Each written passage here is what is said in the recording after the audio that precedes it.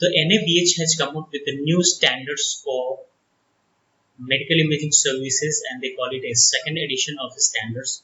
Also, they have changed the rules of validity for accreditation period. So let's see in this video what are the changes has taken place in NABH standards for medical imaging services. Hi, this is the first from Solutions.in, and let's discuss the NABH standards with regards to second edition of standards. NABH standards we have already discussed. The first edition was discussed in a webinar which was conducted in a collaboration with same university, and I have given all the details about NABH, its constituents, the Quality Council of India, what is JCI, what is quality indicators, what are documentations. Those all the things we have already discussed as per the previous version of standards, and that video was uploaded on 19th August 2020. The description I'll give it in the link I will give it in the description box. So if you wanted to go through, you can see there, and we will discuss whatever changes has taken place in since then, since October 2020 to now. What the changes has taken place in NABH rules and standards, that we are going to discuss in this video. So let's begin and see the changes. The NABH second edition, they got to release in December 2019, and they call it a December 2019 edition or the second edition. And this was to be issued in December 19 and to come into the effect from 1st January 2020. But due to COVID, the publication of this edition as well as the implementation of this edition both got delayed, and this edition has come into the effect from 1st January 2021. So whichever organizations are going for re-accreditation or for the NABH accreditation or for surveillance assessment, whatever assessment is going to take place, that is going to take place from this standards only. So they need to modify their documents, they need to modify their quality parameters according to this standards. So the previous edition which was published for the medical imaging services was in December 2015, and surprisingly the NABH was calling that as second edition also. So that was also second edition, and this is also second edition. I don't know how both can be second edition, but I'm sure NABH must be having some justification about why both are second edition. Whereas for the hospitals, they have kept on increasing the standards, and they have reached up to 5th edition. That the first edition of standards for hospitals came up in 2006, and in 2020 they have published the 5th edition of standards. But for the medical imaging services, it is second edition. If we compare the first edition standards and the second edition standards for medical imaging services, here I am talking about the MIS or the medical imaging services. So that first edition had 6 chapters, and the chapter names were like control of services, control of medical imaging, control of imaging processes and procedures, control of personnel, control of equipments, control of documents and records, risk control and safety. These 6 chapters were there in the first edition, whereas in the second edition the name of all the chapters has changed entirely, and the names are like access, assessment and care of patients. The chapter number has increased to 7, and the first chapter is access, assessment and the care of patient. Second chapter is imaging procedures and interpretation. The third chapter is facility management services. Fourth one is equipment, material and medications. The fifth, human resource management. The sixth one is management of quality and safety, and the 7th chapter is information management systems. These all are 7 chapters, and we can find out with the name what is going to say in this chapter. If we compare both the editions, so the first edition has got 651 points, means the NABH set these all the points. The medical imaging services should have this point, this point, this point, and their implementations. So the first edition had 651 points, whereas this edition has got 214 points. So it doesn't mean that NABH has compromised their standards or they have reduced their standards. It simply means that there were some repetitions of the standards in this chapter and that chapter also. So they have all combined. They have restructured their standards all together. There were 2-3 points that were merged into the one which were relevant. So the numbers has been compressed into the 214 points. And out of these 214 points, they say 34 comes under the core category. The core category means these all are the standards which are to be followed on all the occasions whenever there is a assessment is taking place, whether it is a pre-assessment or whether it is a final assessment or surveillance assessment or the re-accreditation. So in all the occasions, this will be checked. And the 157 standard objective elements will be checked during the final assessment. During surveillance assessment, 17 more will be added and 6 will be added during the re-accreditation period. Because NABH always says the quality is not a success or it is not an achievement, it's a journey. Means today what you are, tomorrow you should be improving upon your quality. So that is why on each occasion they are raising their bar and they are raising their quality standards. So they are adding their points that they should also be followed if you are going for surveillance assessment or for the re-accreditation. So these are the comparison for the both editions. So if they are giving a standards, so what are the objective of those standards? So what are the purpose of those standards? So the first thing they say, they wanted an improved patient safety and quality of care. Means if a center is NABH accredited and if a center is not NABH accredited, the quality has to be a prime concern when you are treating any patient. The patient safety has to be fulfilled and the quality of the care has to be ensured. So they wanted proper quality should be followed. They also wanted an improved patient information system. They wanted all the times they wanted various signages that the displays should be in bilingual languages. The consent form should be in bilingual languages. You should be informing and giving consent. You should be taking an informed consent, and the fire signages, the escape signages should all be in place in the hospital if all the MI services when it is going for NABH accreditation.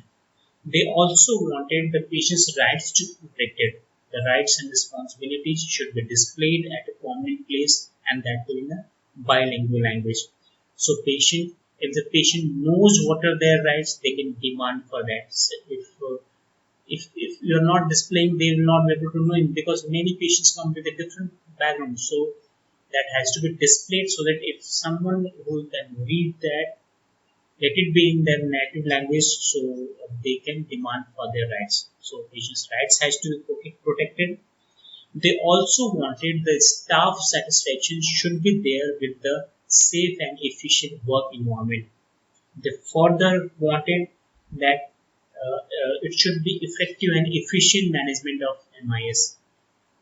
So they wanted staff should be satisfied, they wanted management should be efficient and effective, they also wanted the patient should be giving with the prime care.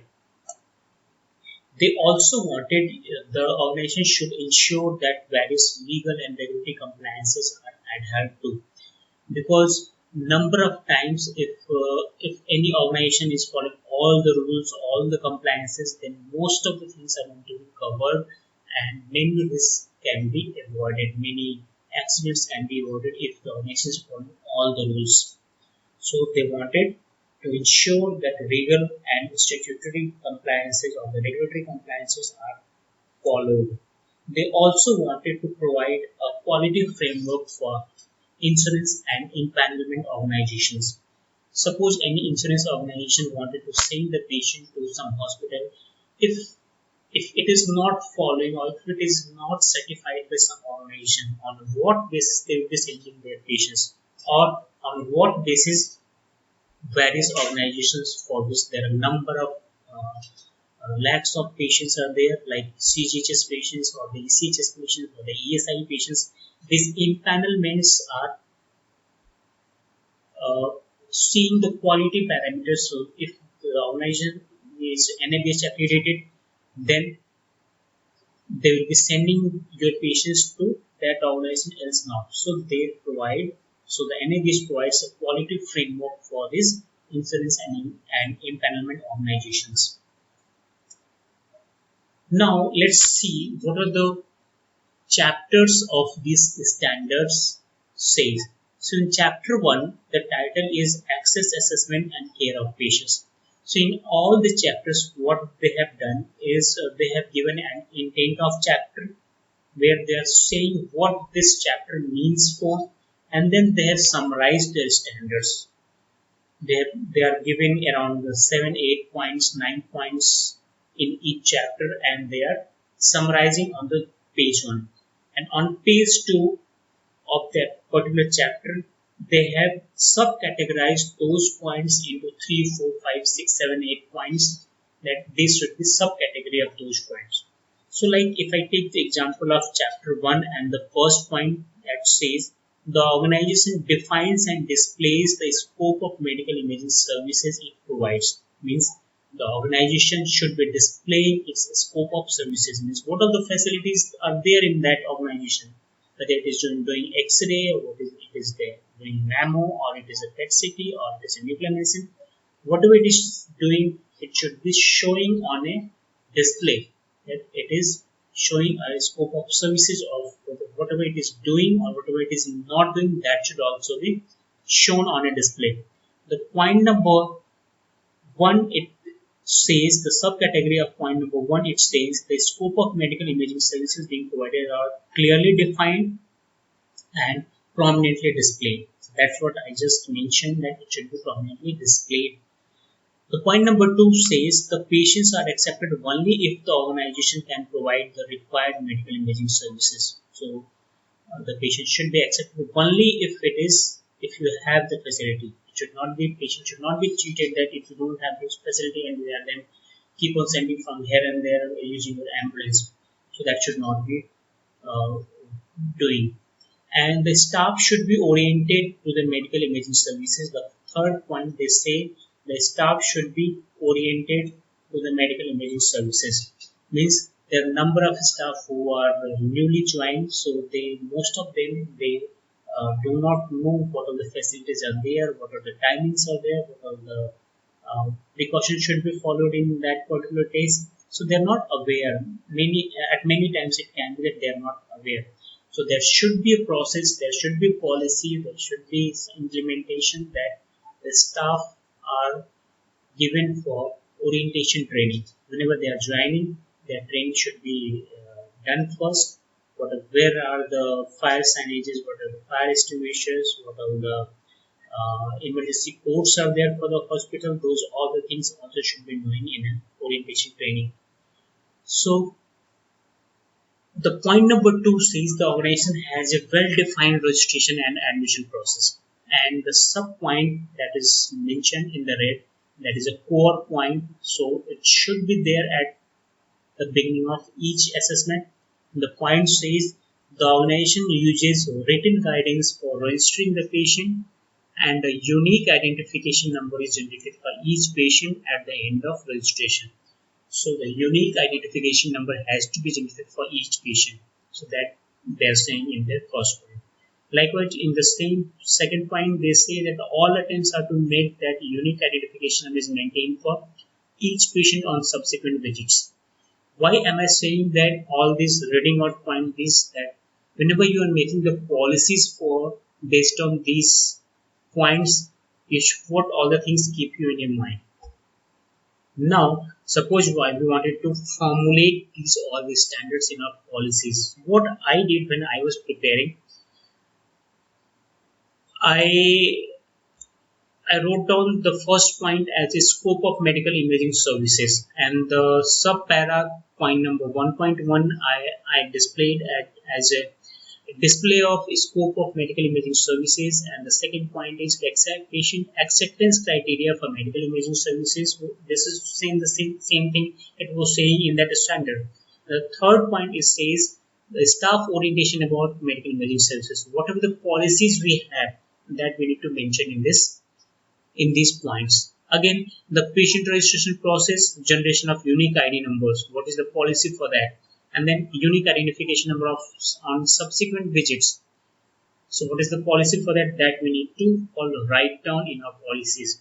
Like that, we need to prepare policy for all the 7 chapters, and these all are 7 manuals are prepared, policies are prepared, and based on these policies, we need to prepare for standard operating procedures. So those are the policies, what policies says, and how those policies are going to be implemented in the routine practice, that will be mentioned in the standard operating procedures.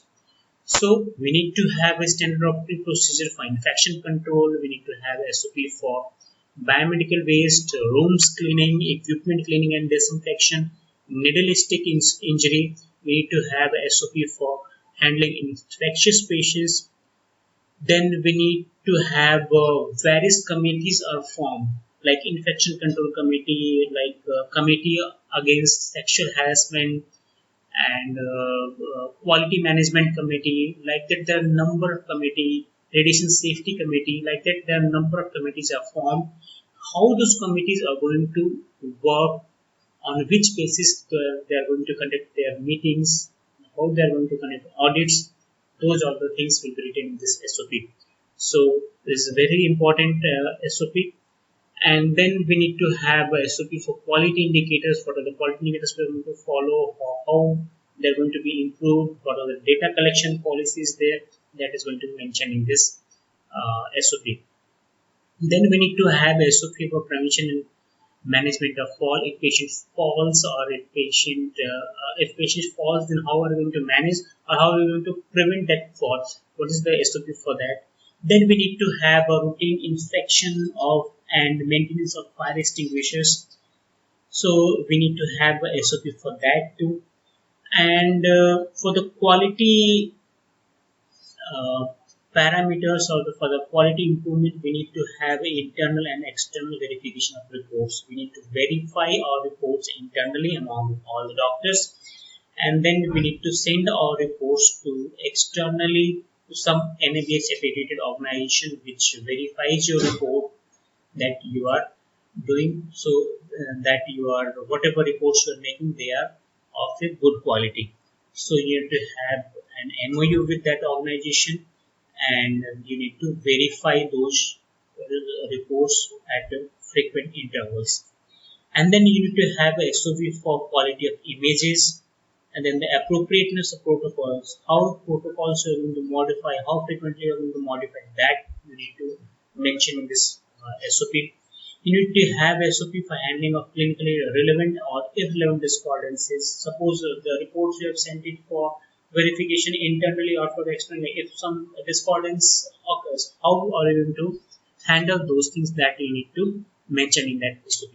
So now we have policies, we have SOPs, and now we need to make the evidences for those policies and the SOPs. So we need to make a lot of files, we need to make a lot of registers. So what are the registers do we need to make, or what are the files do we need to make, that we need, let's see. So the first 7 files we have for these all policies, and whatever changes will take place in these policies, like the amendments will come, or whatever changes you are making in your policies, that will be filed in these 7 first files. And then the 8th file comes as standard operating procedures, where we will be mentioning all those SOPs we will be filing. Then we will have a file for quality indicators, then we will have a file for quality indicators data collection. Then we need to have a file for training. We need where we will be filing all our annual training programs, the training conducted record, the attendance record, whatever exams we are taking in the trainings, those records, the feedback for trainings, those all the things will be filed into that file. And the next file will be for the NABH correspondence. We'll have a file for list and scope of committees. We'll have a file for minutes of various committees, because the committees used to conduct various meetings. So whatever the minutes are there for those committees, that we need to keep in those files. We need to have a file for material data sheet. We need to have a file for incident reporting form, staff suggestion form, referring physician feedback form, lead count maintenance, conference, CME presentation, DG correspondence, set, UPS correspondence, security, blah blah, all these files. And then we need to have a file for external verification of records, reports, electricity rent agreement, legal documents. We need to have a file for a record of all the forms, and the displays they are to be numbered, and there they we should have a logbook for that. So this all are the files we need to maintain. Then we need to have a list of registers which are to be maintained. The registers we can have for temperature and humidity log register for our equipments. For example, we had a PET CT and the gamma camera, so we have uh, two registers for both rooms. And then we need to have inventory registers, then daily radiation survey register, electrical and fire safety round book, then record of CT films, record of repeat PET CT scans. You can have a record of CT, repeat CT scans or MRI scans or ultrasound, whatever the modality you have, you need to have a record, because these all are having a financial implication on the organization. So to maintain the quality and to maintain the things, we need to have record of all these things. Then we should have a record of contrast reactions. We should have a record of daily contrast residual, how much is remaining and that is being thrown out or being reused in the next morning for as a oral contrast. So those records we need to have. Then we need to have a record of report discussions, then the record of infectious patients, record of pregnancy checks, because there are a number of cases in radiology where the pregnancy is a contraindicated. So the record, whatever, wherever we have checked for the pregnancy, that we need to maintain a record. Then amendment of reports record, infection control record, record of critical reports, washerman registers, and these all are basic registers which we need to maintain for the consumables and the daily tank. In our case, it may not be applicable to you.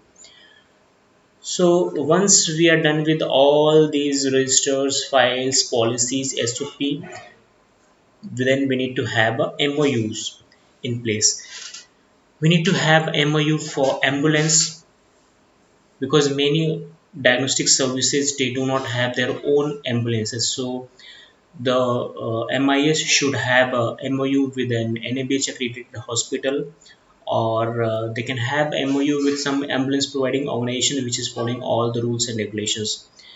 And most of the diagnostic services they do not have a facility for critical care or the ICU services, so they need to have a MOU for ICU services also from the NABH accredited center or NABH accredited hospital, where if some emergency takes place they can take their patients to that hospital.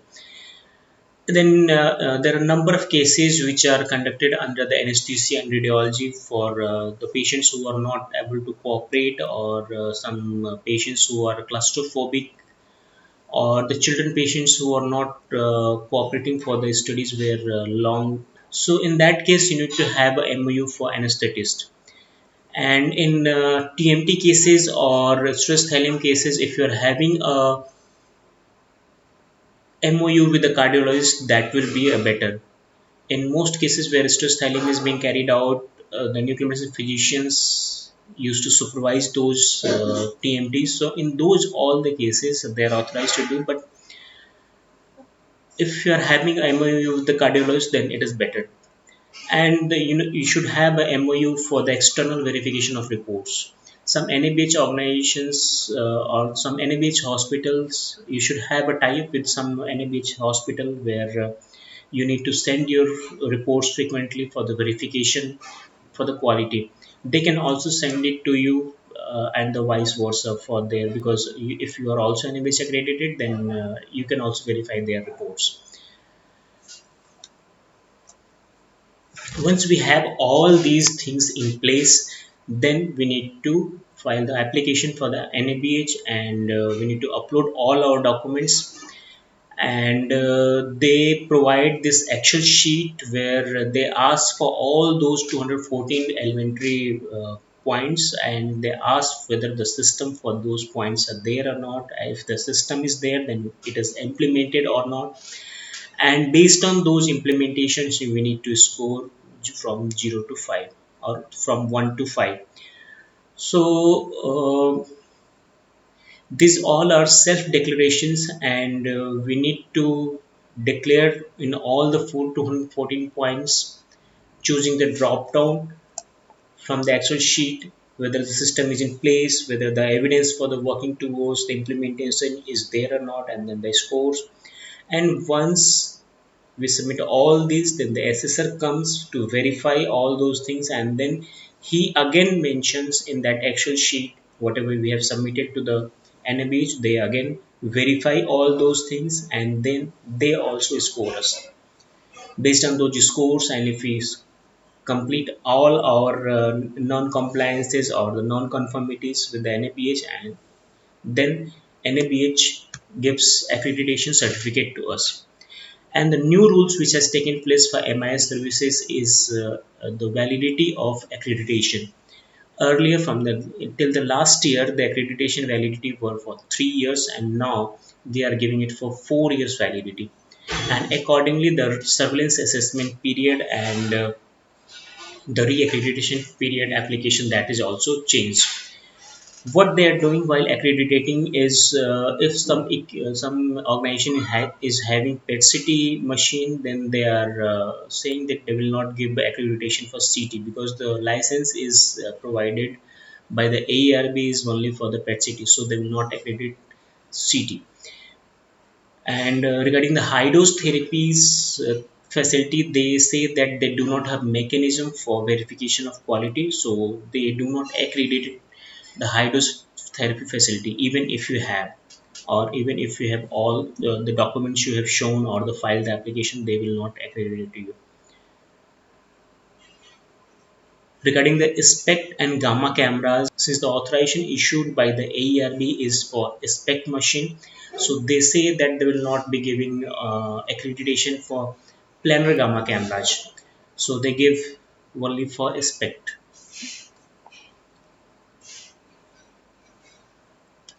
These are all the timelines which they have given, that from all these yearly payments has to be made, and the schedules they have given.